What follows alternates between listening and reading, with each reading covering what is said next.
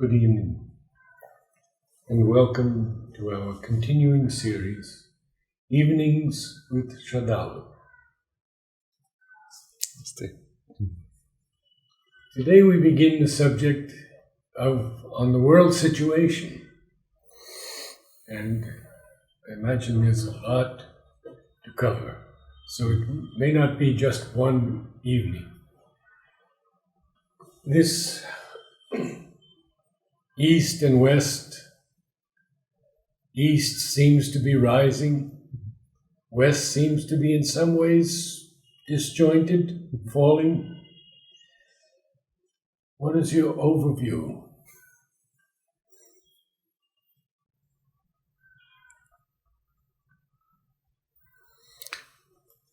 There seems to be all over the world, in all of humanity, a great decline. A decline of values, a decline of morals, decline of ideals,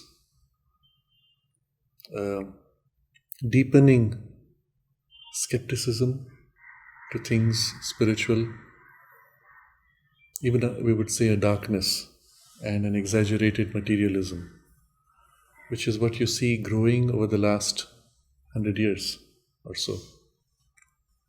And this is the broad trend in the mass. And at the same time, countering this trend, there are centers of light, aspiration, awakening, searching, seeking, which increasingly are coming together and becoming more aware, more active. Where earlier there were separate points of light, they are coming together and forming units. Collectively. And that collective insistence is the force that can counter the darkening. Sri Aurobindo makes a reference to this present civilization as the most materialistic and exaggerated in its materialism as in the whole of history of humanity. And particularly after the Second World War, Mother refers to a kind of a deep cynicism which has come into the collective consciousness. It is against the backdrop of this kind of a double movement that one has to recognize all events as having participating both in the overall decline as well as in this attempt to rise, but which are more small units rather than a general awakening. Mother spoke of the transition as involving a division in humanity, a split in humanity itself. Those who choose to participate consciously as breaking away from those who choose not to participate in the change of consciousness, who would then be declining, not staying static. So it's a very interesting picture she gives. There is as if a surge rising up because nature is aspiring for a breakthrough, nature is making an effort. And it was somewhere in the late 50s, early 60s that Mother gave a series of messages indicating nature's collaboration in the transformation. And that was a defining turn in evolution. So there is this surge upward in which nature has chosen, Mother says, to mix everything. Where earlier nature created specialized centers of development, now it's as if she brings everything together and suddenly there is a huge variation, a huge mixture of all the specializations making for a crossbreeding, so to say, and a sudden mix of a huge diversity. Now all of this is part of a surge upward where nature is trying to make a breakthrough. On the other hand, there is the lack of collaboration of humanity, which has been growing in its overall decline in humanity. And that is the resistance against which nature's effort hits. The result of this resistance, of course, is great pain, great suffering, all of which was unavoidable. And you see this everywhere. It can take two directions. One is, if the resistance continues, the pain and suffering eventually will just cause further breakdown. Or the same pain and suffering could provoke a deeper introspection, a deeper seeking, which may lead to a sudden awakening and an acceleration. That is not clear. Maybe both. Yeah, Mother speaks about it still being in the balance. Yes. Yes, the last few messages she gave from 1970 to 1973, all of them point to this. I think we have mentioned this in one of the earlier discussions, when the first one was men, countries, continents, the choice is imperative, truth or the abyss. And it's not just a choice human beings make, it is also a choice of the collective, that is the countries. And then the third, which is the choice of the earth. To the extent that it is entangled in the human consciousness, the processes of the earth, including what we see as tornadoes, earthquakes, and volcanic and other dislocations, are being provoked by human means, such as fracking or nuclear explosions, whether underground or above ground. They are destabilizing Earth's processes. But also psychologically, humanity's collaboration or not affects the continental movements even.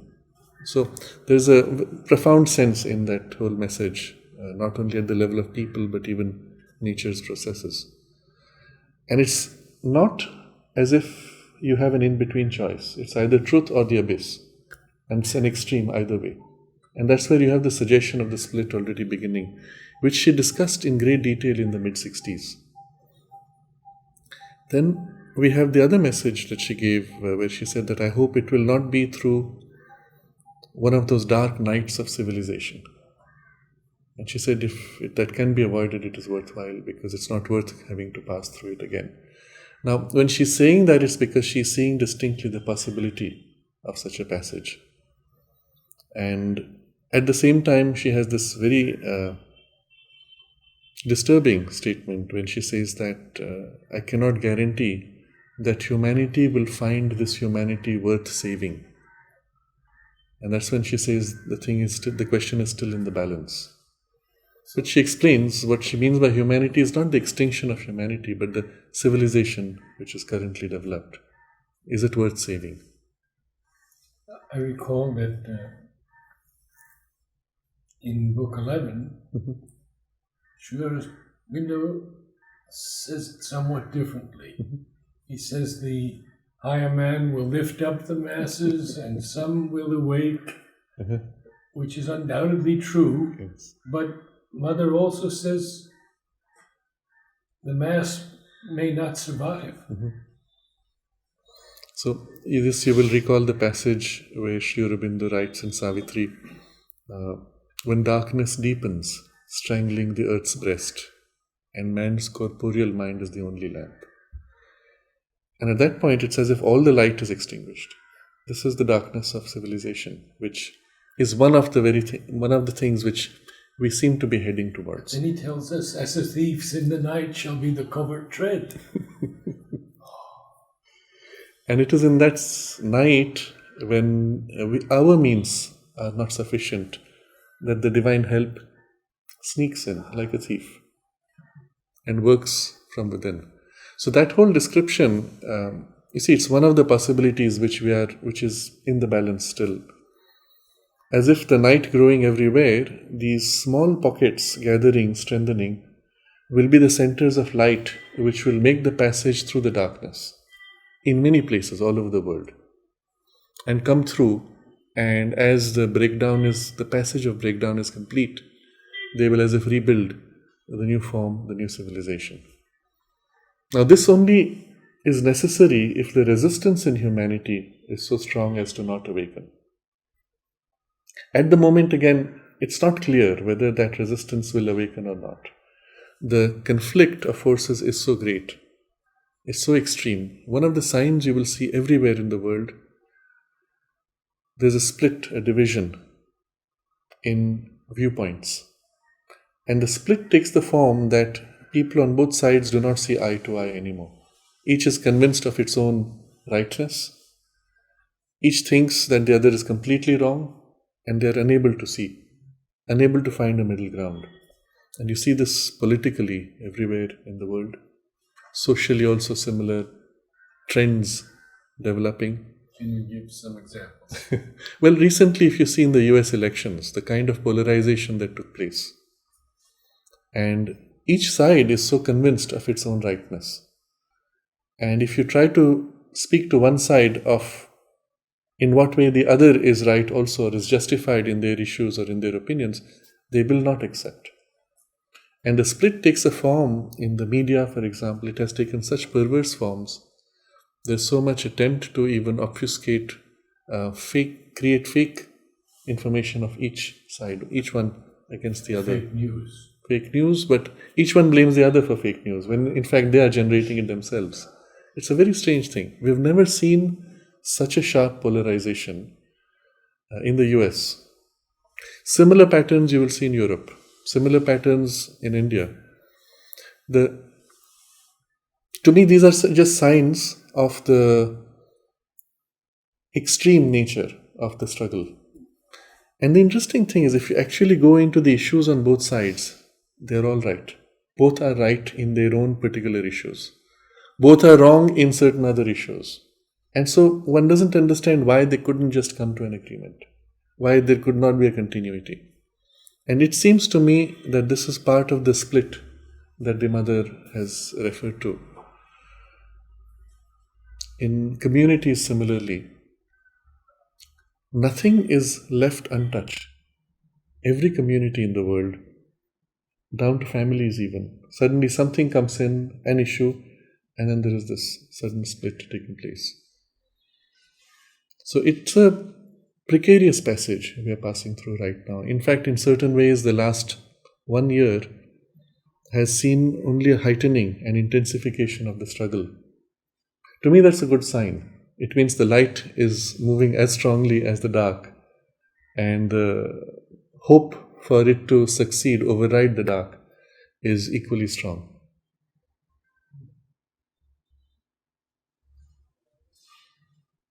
Naturally, as a focal point, all conscious communities are as much a part of this struggle.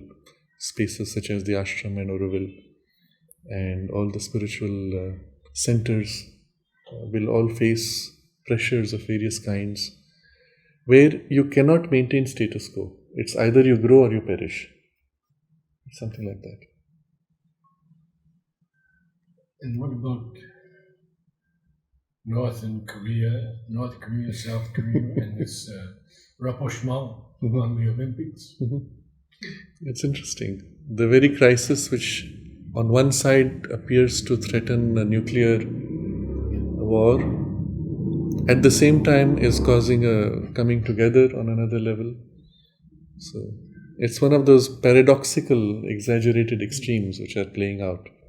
And that's when you know that fate could slip, just a tiny tilt, it could slip one way or the other. And it's a tiny fraction which will be the balancing, a shift in consciousness.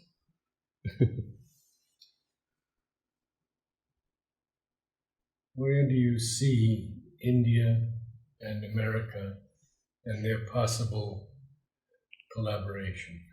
Mother had wanted that from the beginning, and she saw in the partnership of India and the United States of America the right combination necessary which could have speeded up many positive developments. Unfortunately, it was around the time of Vietnam that the American leadership took a different direction. And it seems to be that the darker interests were more entrenched. And so there has been a period, we may even say, lost 40 years perhaps now, which have been lost. And the change has come only recently, gradually in the last 10 years. And of this, Mother made reference, perhaps again we have mentioned this before, but it's worth reminding ourselves of it. When the last India-Pakistan war took place, 1971, Mother had wanted the whole thing to be completed, and the US had taken the side of Pakistan. So the whole problem was postponed. It was there in that context that Mother had said she had looked at the future and it would not be through war. And she said the world situation will change and the United States will support India instead of Pakistan. And at that point, Pakistan will begin to break up. So this we are seeing happening now for the first time in a very open and blatant way. The US has taken sides, and that means a lot of things may open up now. It's fascinating to see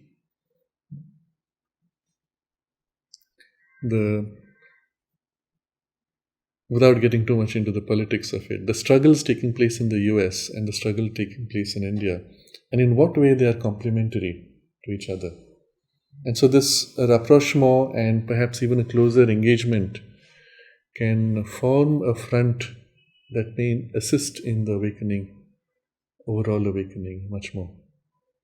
In the absence of that governmental alignment, the work had shifted to a level which was non-governmental, on a personal level, and the invasion of yoga in the United States was the link, the bridge, which prepared that link at an energetic and a personal level. But the alignments of the governments were critical if the gridlock in international politics was to be overcome. And so we are seeing the first signs that this might still happen. So we have Trump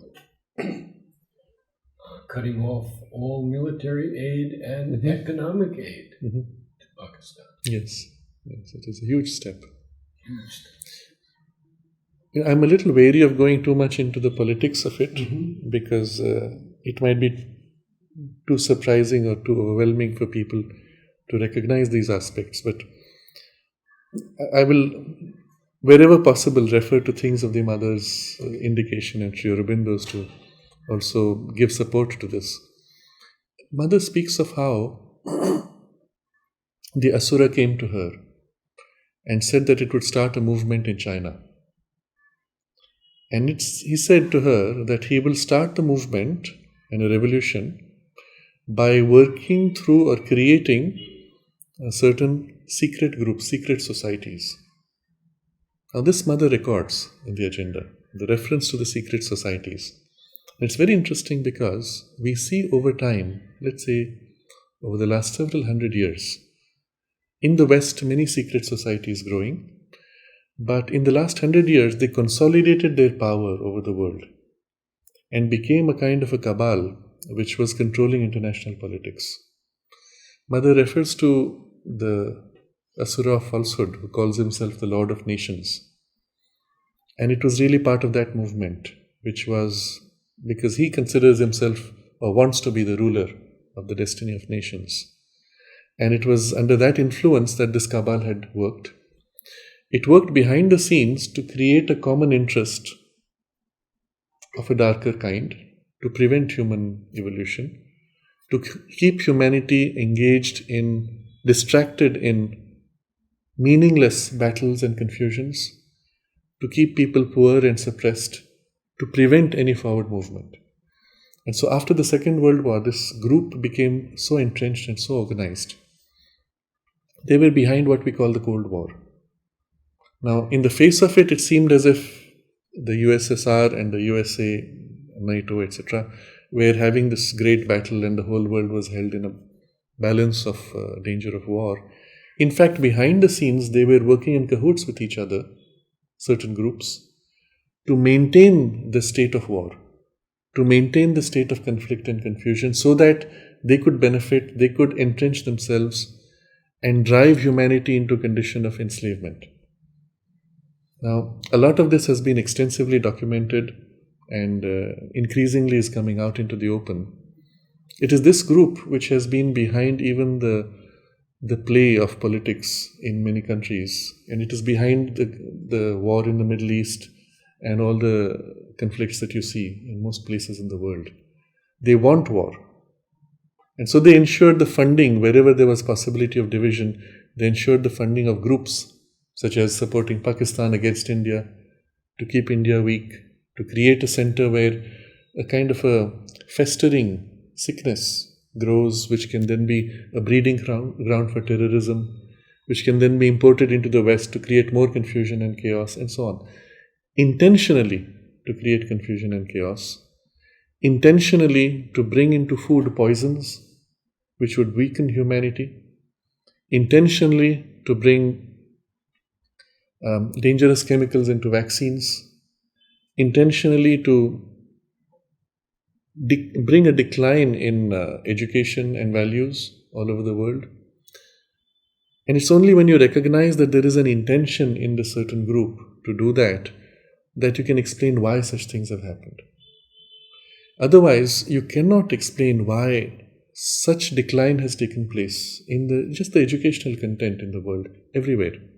America is one of the most dramatic. If you consider the average education of a person 50 years ago and the average education today for the same age, you can see not only people are more oppressed in the educational space, it's as if the humanity and the creativity of people is suppressed and children are driven to suicide. In India, we have approximately 3 suicides per day by children. And this peaks during the exam period. But otherwise, it's just happening. So, on the one side, they're driven into this, and on the other side, the overall quality of education is declining. People are being made to become consumers, robots, subservient, rather than becoming leaders, creators, and thinkers. And so there has been this intentional pressing oppression of humanity. Equally, there are groups within which have been struggling and pushing against this. That's where I'm speaking of the centers of light, that they have come together, that they are able to speak of it more openly and work in a more openly organized way, that this intentional cabal is getting more and more exposed. These are the signs that the light is slowly pushing back against the darkness, and the hope that in the next few years the balance might tilt, and even suddenly. If that does happen, then we will have avoided that passage through the darkness of civilization. Without mentioning names, is this cabal international? International, absolutely. Across countries. And they work to ensure that people who are not part of their interests are either removed before they become powerful, or they are subverted with some, they will bring up some kind of a fake or constructed controversy around the person and have them removed from power. Or if they continue to persist, they're just eliminated, as Kennedy was. Kennedy's elimination is part of that whole struggle, of that battle of the cabal taking over. And you will see the moment he was eliminated, those who replaced him were part of the cabal. They had everything lined up, and the whole increase of war and all the plans were in place. It was just implemented within days. Has the cabal continued to increase in power, or is it at a certain point now? It had increased in power.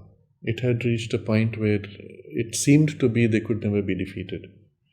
In the last 1 year, though, there has been this pushback. You will see ISIS has suddenly dropped within the last 1 year. It's almost extinguished from its role. Where it was being funded by the cabal in the United States, part of the CIA, was funding it. That whole funding has been blocked off. The present government has openly spoken against those groups which have been doing this mischief. And similarly, in many places in the world, suddenly you find this drop in the funding economically as well as the arms deployed to the terror groups. And it's all in the last 1 year. That's the only hope we have. If not, things were really badly entrenched. In Syria and Lebanon? The same thing. The same thing. You see for the first time stability increasing and the destabilizing forces. Remember, they're being funded by somebody. They're being armed by somebody. The ISIS didn't appear out of the blue. Somebody had to fund them, organize them, arm them, and keep the stream of funds going. And and nobody asks that question. Where does that come from? Because they're always funded by powers, which have all the means, and they are not answerable to the public. The media itself has been co-opted into this whole process that the facts are never placed in the front. You will recall Mother speaking of newspapers having mostly falsehood. And this she has said in the 30s, 40s? It's much worse now. It's much worse. I had a brief exposure to the whole media in India. This is now going back a decade. And at that time things were not so bad. But still I saw there, with my own eyes, I had contact with the people who were inside the system. Almost every news that comes is paid or slanted because of interests. Now it's quite complex. We even knew of a particular television channel where the owners of the channel were part of a certain alignment with the party. And anybody who was employed by the TV channel would be told by the owners, you will never make any negative statement of criticism against such and such parties. That was it. If they ever did, they were knocked out. They were thrown out instantly. That's the kind of blatant bias that these groups have organized even in the system of dissemination of information. One of the things which has tilted the balance, interestingly, is what we know as social media. It's not so much the internet itself. That was a liberating framework. But the framework has been made effective through social media, where people are sending each other messages. And that's going completely under the radar of the controlling interests and agencies. As a result, there has been so much exposure. People have become so much more conscious of things which earlier would be simply ignored or discarded. As a result of that, these interests in the Cabal are even pushing Facebook and Google to start a kind of an internal censorship. Openly, blatantly. We have Angela Merkel as German Premier Chancellor openly saying that we have to support some kind of, what's the word they use? Censorship of ideas which are not convenient for us. When just going back 50 years or going back 20 years, the same people would have said that our ideal is complete free speech. And I would rather die than prevent you from speaking even if I don't agree with you. That's the kind of idealism which used to be there. Blatantly now everybody is speaking of censorship. And it's all happened in the last 1 year. And you have to ask yourself why. Because of precisely the pushback that has taken place. This cabal is insecure, is afraid of being exposed. And so they attempted to censor. It's a very interesting passage. And it's also what gives us hope, interestingly. My friend Zachariah has written the first book, I believe it's Life Divine, in Egyptian. What do you see in Egypt and the Middle East? I had occasion to visit Egypt and get a feel of things there. I was always trying to reach into the feel of the original culture and what survives of it and its relevance to the emerging circumstances. In the Middle East, I had limited exposure in Bahrain and Dubai, but there again, meeting people closely enough that I could get a feel of things. What is interesting is in the Middle East, there is a much bigger censorship present from a long time already. So there has not been enough occasion for people to even access freely ideas which could help them to think differently. So in Bahrain, for example, we were part of a government program where the government wanted to present itself as very open and multicultural and so on. So in fact, I was part of a delegation which they had accepted to have only to appear to be representing various traditions of the world. But we were all given a very secondary place. Okay, so as it turned out, there was a lady was to play a significant role in this delegation, and so they couldn't accept a lady speaking to the religious heads. So they had to rearrange the program and have her speak to women separately in a different hall. So of course, we were being part of the group, we went there. And there are these young girls from the university. For the first time in their life, they had been exposed to people speaking of other traditions or coming from other traditions. And so suddenly it was an eye-opening for them.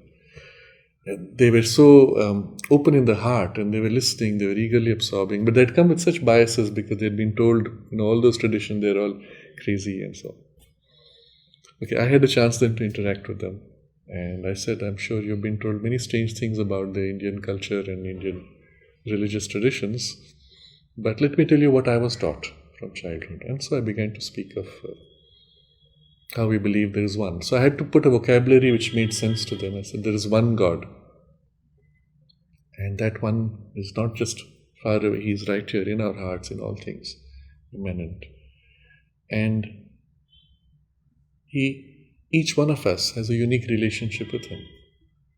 And each one of us has a unique way of discovering Him. And therefore, I said, our civilization has always embraced different approaches and so on. So it was basically just the three realizations of the Indian civilization which Sri Aurobindo articulates, but stated in a vocabulary that fitted their training. And after that whole interaction, they were quite overwhelmed. They said, you people are just like us. We didn't know that. You think just like us. And these are young girls, very innocent. But it was interesting to see that if a space is given where they have a real interaction with real free ideas, with real people, not something which is imposed by the system, the university, the government, and the belief systems, then there is such a rapid opening. To me, this is the future.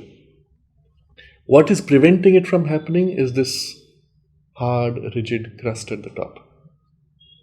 Now, in Iran, as an example again, I've not been there. I had a possibility to go, but so I have to go with my friends who ended up being there, and I didn't go.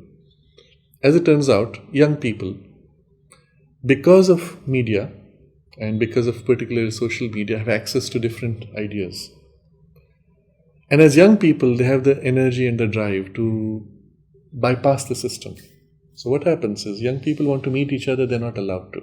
The social norms are so strict. So they get into a taxi and take a ride from one place to another. They don't care where.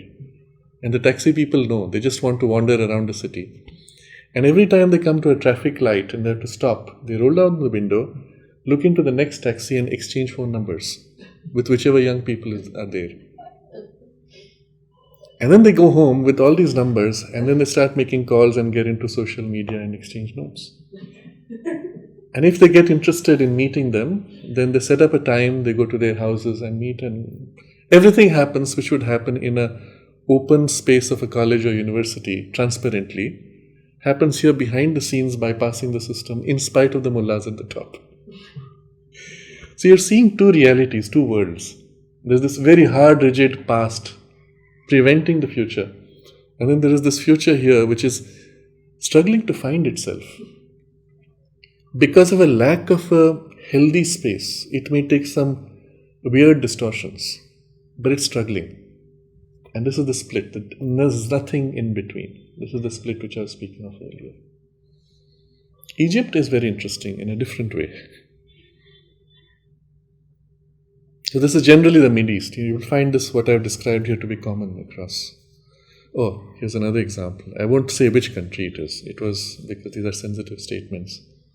It was of a person who is in the government in one of these Middle Eastern countries. And it so happens that government and that group is the Sunni. So, among the Muslims there are the Shias and Sunnis. And Sunnis are the majority, 1 billion people, and Shias are Iran and others. They are the milder form, less extreme, but they're smaller in number, almost 1/3. And this was in a meeting in an international forum with somebody from the Sunni country. Very fine man, thorough gentleman, extremely affectionate. I saw the interactions with his family and others. Wonderful people. And then suddenly this thing popped up about something to do with Iran. And all his hackles went up and he said, oh, those people, those Shias, they are just 300 million. We are 1 billion. We can just finish them off like that. Oof. You saw the hatred, anger. It was not fear. It was this dominating hatred. But somewhere inside, I suppose it comes from a fear. But it's all part of this governmental structure of power systems in which the hatred has been built up. You drop out of that and the same person is this warm, wonderful, genuine family, embracing people, affectionate, and genuinely. And you're seeing again these two realities. And a person is living in these two realities, but they don't join. There's a split. And so within the person you have this split in consciousness. And everywhere in the Middle East it's like that. So the question again is, will this top structure eventually suffocate what is below, or will it gradually crack and what is below emerge, break out? And again, the hope we see, and it's all in the last 1 year, in Saudi Arabia, which was the most extreme. In fact, strangely enough, the US had been sending troops all over the Middle East to so-called stop terrorism, while at the same time funding it. It was a very strange thing. When the heart of the terrorism and the extreme ideology was from Saudi Arabia. And that's when the Bush family had deep connections with the royal elite, and you know the story. So you wondered, where is this going? And strangely, in the last 1 year, something has reversed in Saudi Arabia. There has been a transition from the present king to the new young prince. And in November, barely now 3 months ago, he arrested 300 royalties.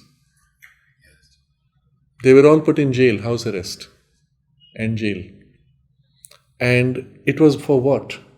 These were the people funding the extremist Islam. These were the people funding terrorism.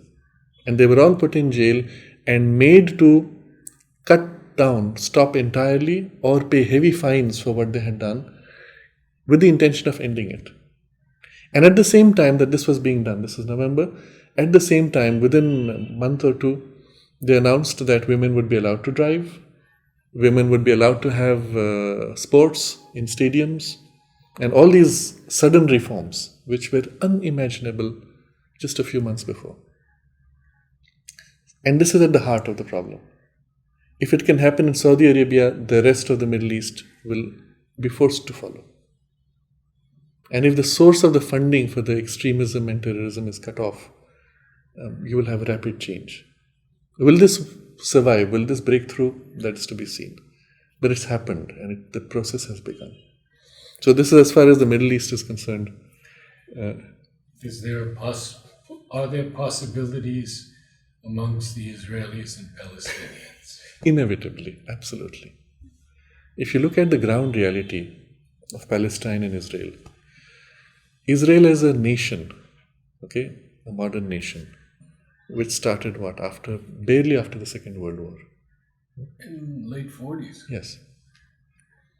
They took a desert patch of land and made out of it one of the most thriving, creative, developed, modern civilizations.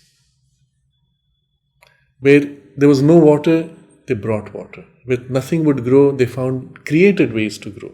And today, if you want to grow vegetables in the desert in India, in Rajasthan desert, they say, well, let's look at what Israel did. Why reinvent the wheel? Let's take the example from them. So here was a group that was so creative, developed all these possibilities in what was desert, where the Palestinians were there for a very long time already, had done nothing. Now the problem is the division between the two. Now, ideally, the Palestinians would have been included in that process. As it turned out, the people funding Palestine and its interests were not interested in development. They were only holding an ideological conflict with the Jewish people. And all the funding that went for their development was just turned into terrorism. And this is the problem.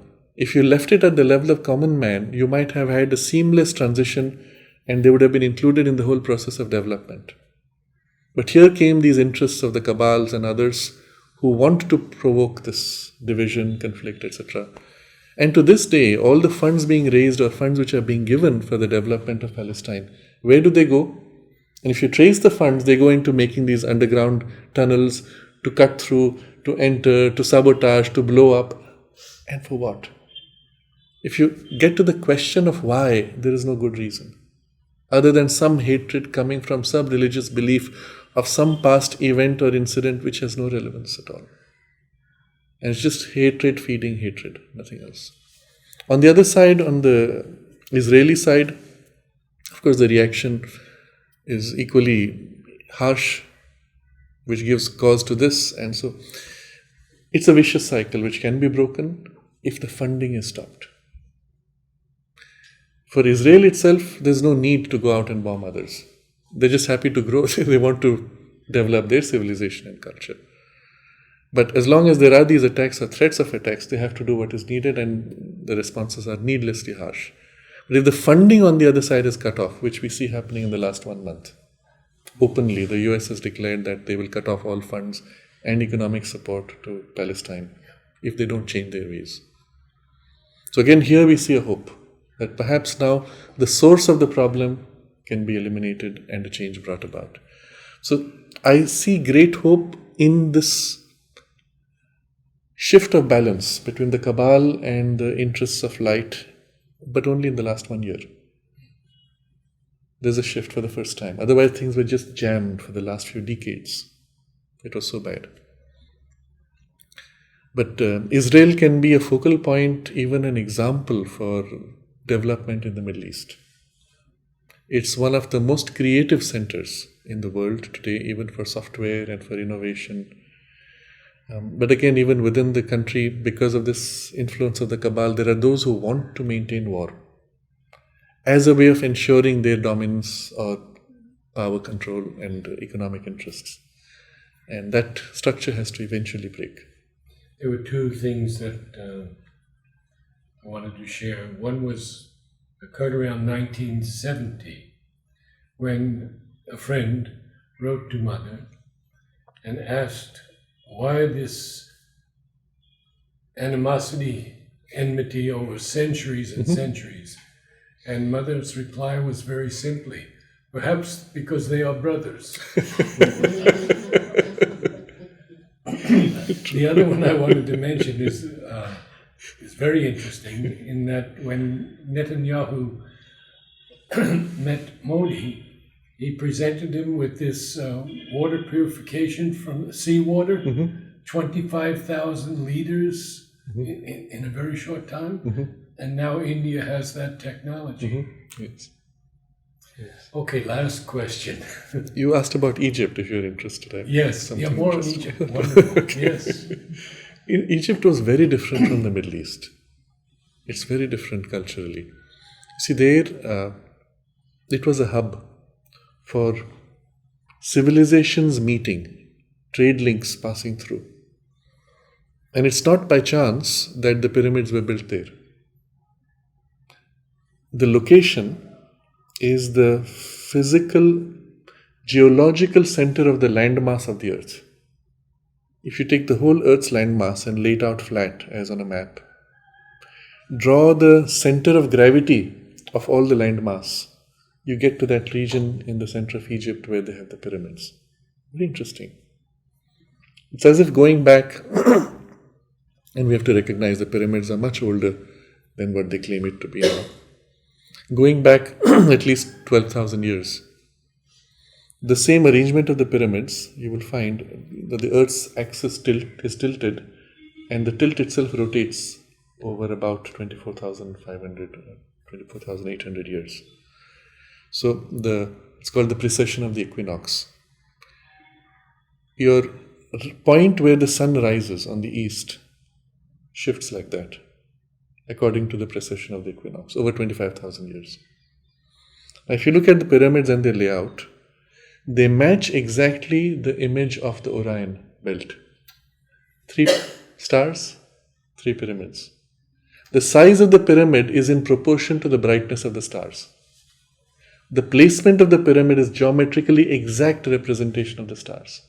Now, belt of the Orion is 3 stars, and then you have the 2 other stars which represent the shoulders, 2 other stars of the skirt.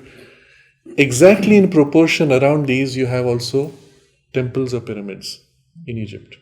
So it's like you could take the whole Orion constellation, map it down on the earth, and exactly in the brightness of the stars are structures placed on those locations in Egypt.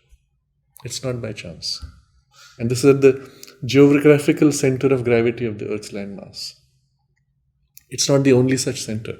There are similar patterns of the constellations represented over the Earth all around, like a belt forming around the Earth. Very interesting. Now the interesting point is, and the pyramid is aligned exactly east-west, north-south. Except that it's aligned with the center of the Earth's rotation. Okay? That kind of precision for such a giant structure is again unimaginable. Except that the Orion as it rises on the east and the Orion as it is on the plateau in Egypt is slightly off by a few degrees. And if you calculate backward with the precession of the equinox, the point where they will align exactly, we come to a date which is something like 12,000 BC. Then it would be perfectly aligned. And so the suggestion is, of course, that the pyramids are much older, and that evidence is very strong even in the rock erosion, etc. So if you think of this as a hub, a center for a civilization, at the same time as in India, there was the Vedic civilization. You can see interesting connections now. That they built this at a time when there was an efflorescence of spirituality in the world. In Egypt and in Atlantis, it took a more occult form. In India, it was a more spiritual, less occult, but whatever. And they were connected. Now we see across going back 5,000 years, to this day we have documentation of communications between Egypt and India. So there's a record of an Indian princess marrying one of the Egyptian kings, and the names are mentioned. In the Mahabharata, there's reference to the land of Egypt. It is called in Sanskrit Mishra Desha. Desha is country, the country of Mishra. And they describe the river Nila. Nila is blue, which becomes Nile in here. And if you go to Egypt, they don't call themselves Egypt. The Bank of Egypt is called Mishra Bank. The same word, Mishra Desha, is continuing still as the original name of Egypt. So obviously such a space cannot be overwhelmed entirely. So being in Egypt, it was I was looking for the signs, for the living continuity of that culture and tradition, and especially what role it has to play for the future. So what I discovered was, first of all, the people are so similar culturally to what we find in India. In certain spaces you could go there, you would think you were in the middle of UP or one of these very dense pockets of traders. Same pattern, the same behavior, the same kind of communication, energetically very similar. That was one side. And then I was looking for the link with the old civilization. Because after the Islamization of Egypt, they were taught to disconnect from the past. So it's difficult to find people who are willing to say, yes, we are descendants. But then we came across a group which was a mystic group. And they were, of course, following Islam, but with a mystic perspective. And it was amazing to see what they represented. And then I discovered it was not the only such group. There were many pockets like that in Egypt. And that gave me the hope that something is happening again behind the scenes at the grassroots level. And they call themselves, they are like students of researchers of wanting to learn the truth. So it's a very open and free space. A kind of elite in consciousness comes and meets, they have regular discussions, meetings, staying within the overall framework of what is required for Islam, but then exploring to go deeper into the spiritual values and its applications and what it means to be spiritual in life. So that was a fascinating space. The other space which was interesting was what they call the Coptic Christians. And there again, it is before Islamization of Egypt, there was the Christianization of Egypt. So there similarly, they try to cut off the roots and disconnect from the pharaohic tradition. And they are the Coptic Christians. But meeting with them, okay, they had all the trappings of the normal Christianity, but there's a difference. They have their own pope. So they go back to a time when the Roman pope was not the only pope. And they've continued to maintain that position. So I was again looking there for some deeper connection. I found in some of their practices, very similar practices to India, where they would put a curtain before the deity and then it would be opened, and certain practices like that which you don't see in normal churches of the Roman church. And then speaking with them, I asked them why. So I asked them first, why is this link broken? He said, no, it's not broken. I said, then who are the descendants? He said, we are the descendants. We are the descendants of the pharaohs. I said, but you don't know how to read your own language, hieroglyphic language. He said, that's not true. We can read. So for me, it was an astounding thing.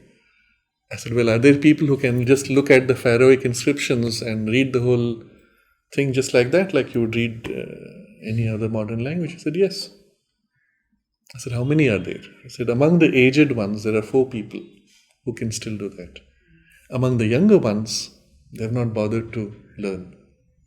So we are at a very precarious point in that lineage where the full knowledge of how to read the hieroglyphs is still intact and it might be lost. But then I asked them, Ben, in that case, do you know the reason why the pyramids were built? Do you know what is behind, what is underground? All those things which you hear of, but which conventional archaeology and Egyptology does not want to speak of, because it would change the whole meaning of history. We have, for example, detected through satellite imagery, through ground-penetrating radar, underground tunnels linking the Sphinx with the pyramids, large chambers under the Sphinx, near to the pyramids, large chambers underground. And some of these have been partially excavated, many of them have been covered up. There's even a hollow inside the Sphinx with an opening at the top. And if you go back 50 or 80 years, you have photos of that. And after that, suddenly the whole thing has been covered up. So it's as if there are interests which don't want the real history of humanity to come forward. So I said, what about all this knowledge? He said, we still have it. They still have the documents with all the maps of those tunnels and the whole process of the initiation for which the temples, the pyramids were made. They were temples and so on. So it was for me quite astounding. Unfortunately, I could not follow up with him to get further data. It's one of the things. I took his email and then I've lost that link subsequently. But it shows that there is still the continuity of the pharaohic knowledge and its meaning. There are still these spiritual centers within Egypt. And quite different from the Middle East, there is a kind of a very thriving mixed culture in which these things are not being suppressed, at least not openly, not yet. It was the same time when they had the first, what they call Arab Spring in Egypt. There was this whole gathering in the middle of the, which square? Tahrir Square, was it? In Egypt. So all the young people had come. For 3 days they were doing open demonstrations, and that led to the government being changed and all that. So we came about 2 or 3 weeks just after that event. Now, initially what had happened was, all this awakening had taken place, and then suddenly the government forces came and shot everybody, and the whole thing was suppressed. And we came 2 weeks after that. We went to that Tahrir Square. We met with the people. It was amazing. And these groups that we met, they said something magical happened. It was like a miracle. During those 3 days, it was as if a whole deeper spiritual unity had awakened. Everybody felt themselves one family. They looked at the future and it was full of this beauty and hope and wonder and joy of great possibilities. And then suddenly it was closed and with the government troops coming, blocking, killing, suppressing. And this reminded me of what Mother had spoken of in 1969, when the Superman consciousness came. And all over the world, among the youth, especially in the universities, there was this awakening, hope, and flower children, hippie movement, all those forms which it took, which had this glimpse of a future which could be so beautiful, which is so close. And then it got covered up, often by distortions, perversions, but also interests which came in. See, that whole spread of the drug culture was provoked by certain interests in the government which wanted to sidetrack these movements. But these very young people then became the great creators for the new software and the new vision of technology in Silicon Valley and other spaces. So in a sense, that glimpse they had opened the way for something else later on when they came into position of influence and authority. But something similar happened in Egypt, and listening to them you could feel the vibe of that whole. So it seems to me that something came which was as if a spiritual gift which was given, which made a first awakening. And then of course all the struggle happens, the darkness rushes, the battle of light and darkness and all the confusion that follows. And if it could happen there once, it can happen again and again. And it's a question of time before eventually that awakening will take place.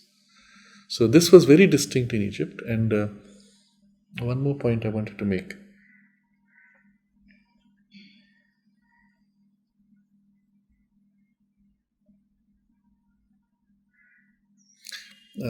There is clearly something waiting to emerge. So this was coming from the experience in the pyramids.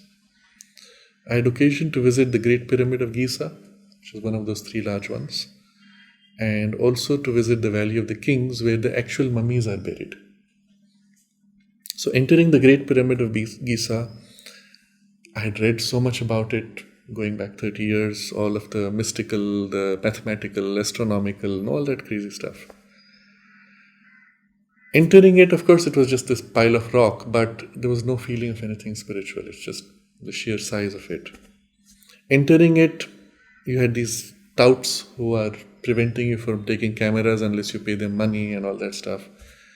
You enter, there's smell of urine, not nice, nasty. Everything is wrong.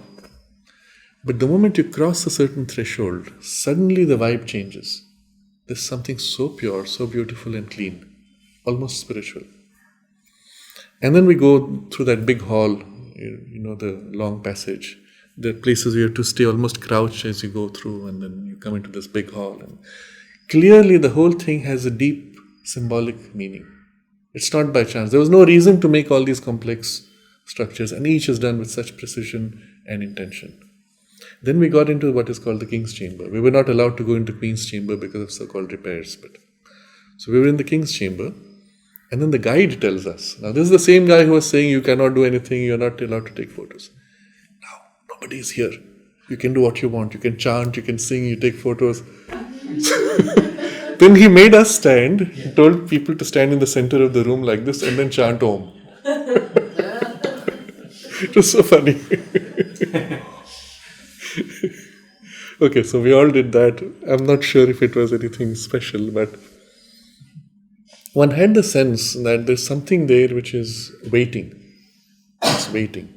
It's not overt, it's not revealed, but it's waiting. Of course, there's so many people coming there, the vibes are a bit mixed. Then coming down, there's one point where there's the passage going down to the base, deep inside, below the pyramid itself. And it's like a cut-out passage in the rock, not at all smoothed.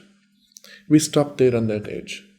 And I was there with 3 people, all of them sensitive people. We sat there for a while, and I felt something unusual, so I went closer to that edge. And the others confirmed, we felt a deep spiritual peace as if flowing out of that passage. And we just sat there and meditated. It was very interesting, totally unexpected. Okay, so we come out from the Great Pyramid, the rest is again clutter of the noise, And then we're going to go to this Valley of the Kings. That's where the pharaohs are buried.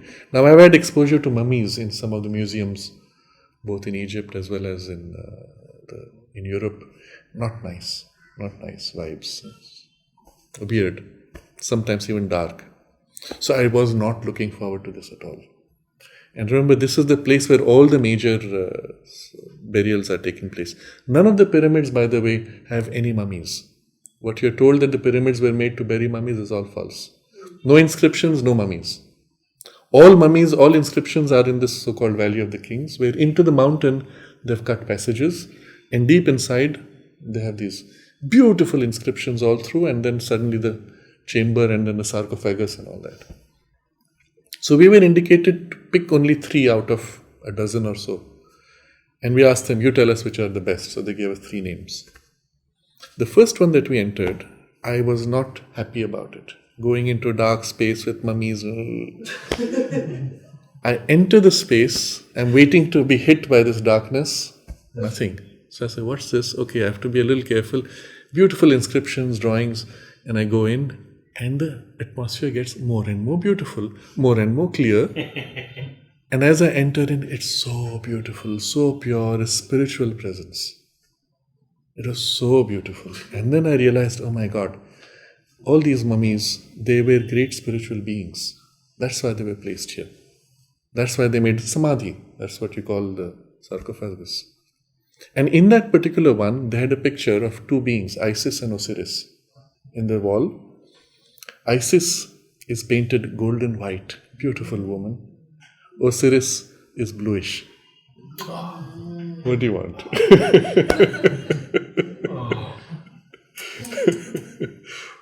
Amazing. And it was so beautiful, I didn't want to come out. And strangely enough, they had taken out the sarcophagus. There was only the box, and that is taken to some museum and things like that. Then we went to 2 others. They were not as uplifting, but all of them had a purity and a spiritual atmosphere.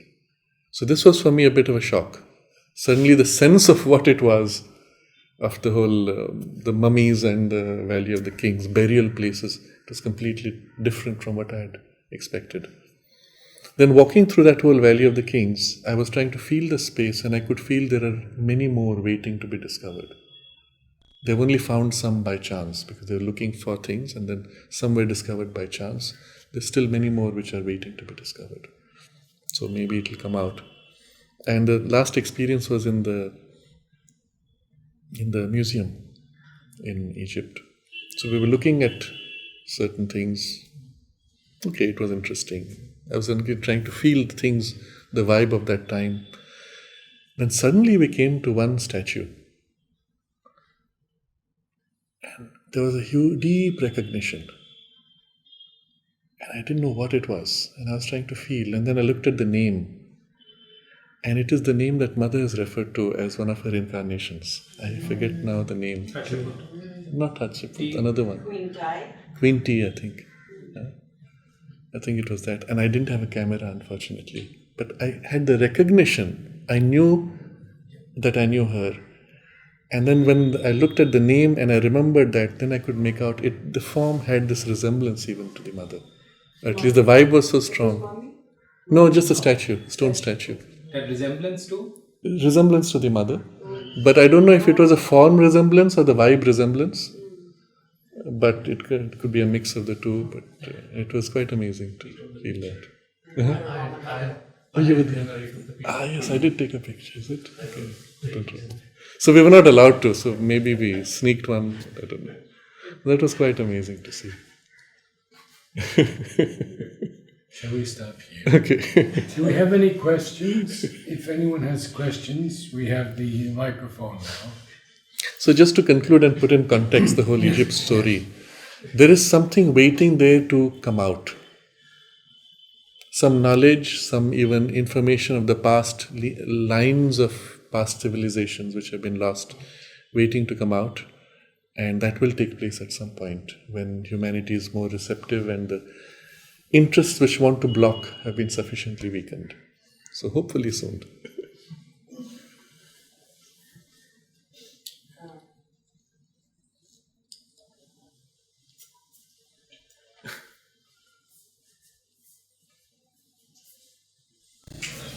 That reminds me of some lines in the Secret Knowledge in Savitri. You remember where it says, there is a hidden chamber closed and mute? And the text of the Vedic knowledge is there, something like that. Mm-hmm. So, is the government not looking for these chambers? Yes. They are looking. Unfortunately, and this is the sad part of the story, that both in Egypt as well as at other places in South America, wherever these symbols and creations of the old civilizations have been buried, covered up, and have been rediscovered, the first interests which come are those which want to block their exposure to humanity, because it will destabilize the current constructed false history that we are being taught. The true history is that we have been through many cycles of great civilizations. And in fact, we are emerging from a great decline. And we have had far greater civilizations, even technologically. The true history is also that the earth has never been isolated. It has always been in relation with beings from other planets, as well as beings within the earth of higher levels, higher planes. And all of this is evidenced in much of the material that exists in these spaces.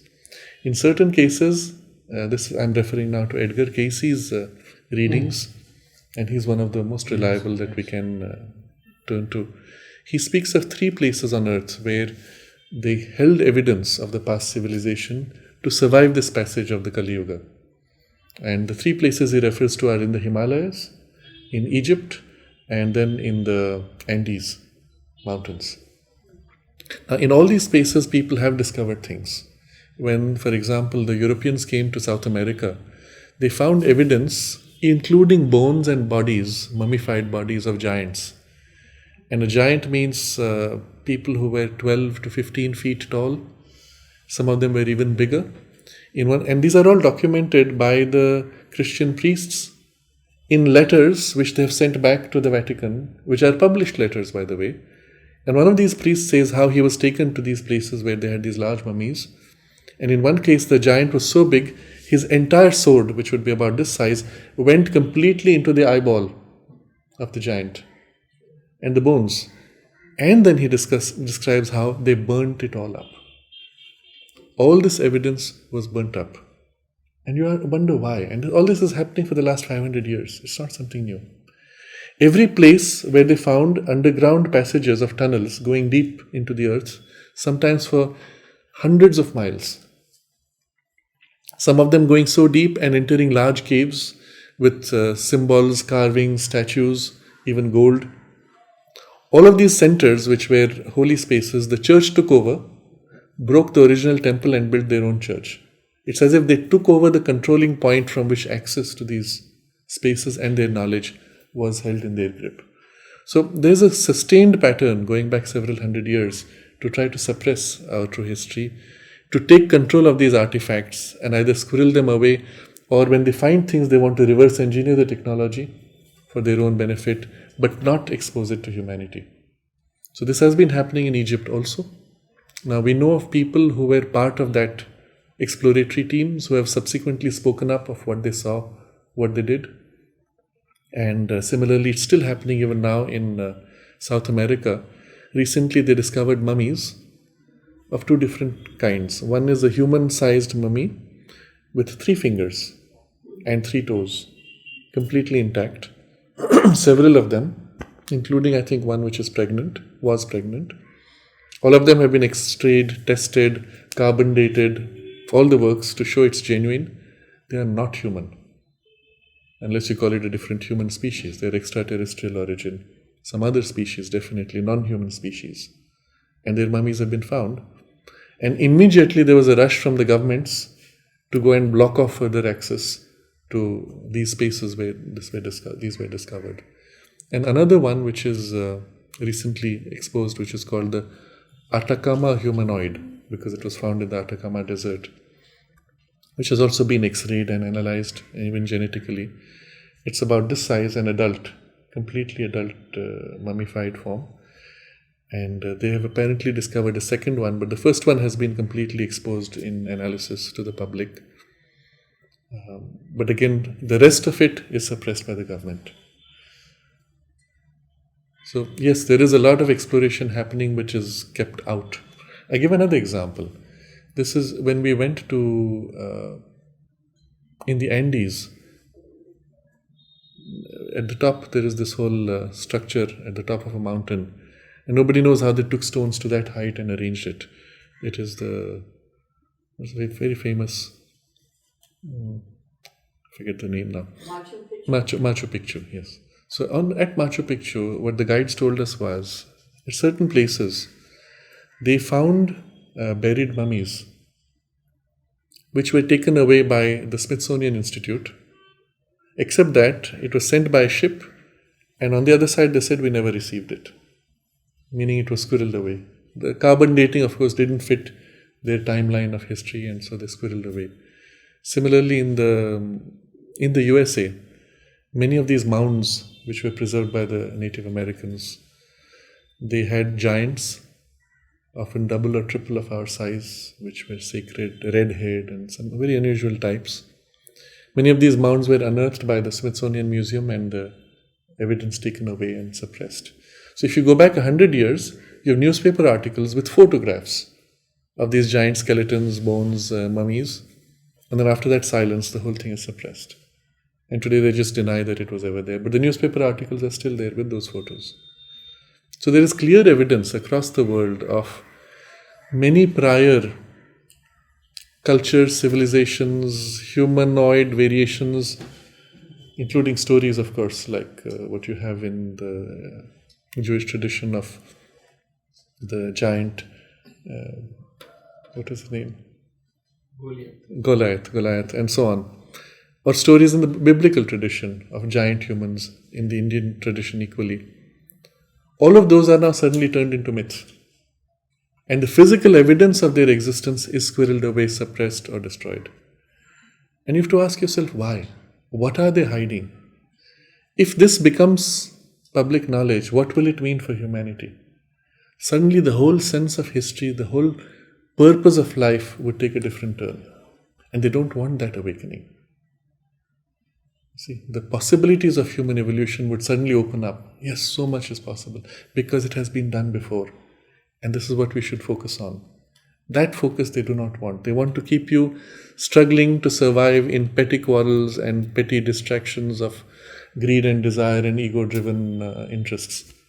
Hypnotize you into becoming pure consumers for industries that they control and keep you asleep, not awake. If I may, I want to say something else about the Israel-Palestine situation. I understand that Trump and Modi both favor, or at least have spoken in favor of a two-state solution. So what I was thinking was, when I heard that a British man who lives in Israel had visited Oroville, and Larry told me that in the satsang group at the Savitri Bhavan, he used the expression Israel-Palestine to refer to the place. And I thought that was really interesting. So I both want to know what you think of the idea of if you could see an alternative to a two-state solution, or what do you think of that? And also, if you think it would be possible to introduce the idea, the Oroville idea, that nothing belongs to anybody in particular. If they would both renounce the position of the place, then maybe they could just get along, since they are brothers, as Narad pointed out. Thank you. When you look at the future possibilities, the specifics and details are irrelevant. What matters is how people come together to find a kind of an alignment of interests that they can be together without needing to be in conflict. The overall problem is one of balance of diversity with unity. And Sri Aurobindo has dealt with it in great detail. What will eventually happen everywhere is a federal framework of some kind, which allows for local, regional needs to be expressed even as the regional needs align themselves into a larger collective shared value and framework. So the details don't matter. What is necessary is an internal change in which people begin to look at the other from a different perspective of consciousness, and then the external means to organize that will be found. And they're not in themselves so important. But it will happen. It's a question of time. So in other words, they can't really talk until the terrorism is stopped. They have to stop the Hezbollah. Maybe both things happen That at the is same done by time. cutting the funding, as you said. Yes. Thank you.